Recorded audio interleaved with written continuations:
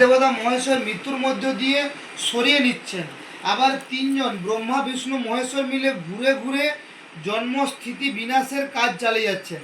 মানে জন্মও নিচ্ছে একদিকে, জন্ম হচ্ছে একদিকে, স্থিতি মানে থাকছে এই জায়গাতে, আর বিনাশ হচ্ছে, মানুষ মারাও যাচ্ছে। কিন্তু একটা কথা, যার জন্ম আছে তার মৃত্যু আছে কিন্তু, ঠিক আছে? এটা একদম সত্য কথা। যে জন্ম নেবে তার মৃত্যু হবে।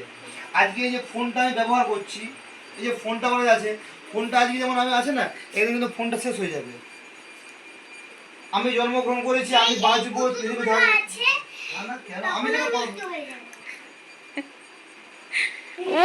আমি জন্ম নিয়েছি, আমি একদিন মারা যাবো, ঠিক আছে? এরকম করে সবাই সবাই একদিন করে, যারা যারা জন্ম নেবে তারা মৃত্যু হবে। না তুমি দেখো, যা সৃষ্টিশীল তা বিনাশ। হ্যাঁ আমিও একদিন মারা যাব, ঠিক আছে?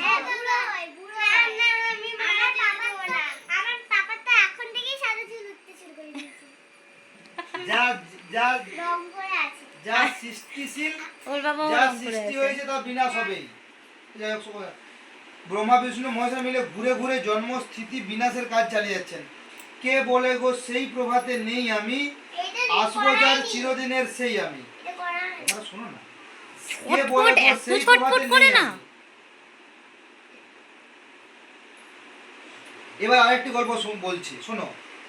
কি কারণে জানি না ভগবান নারায়ণের মন একদিন খারাপ হলো, খুব মন খারাপ।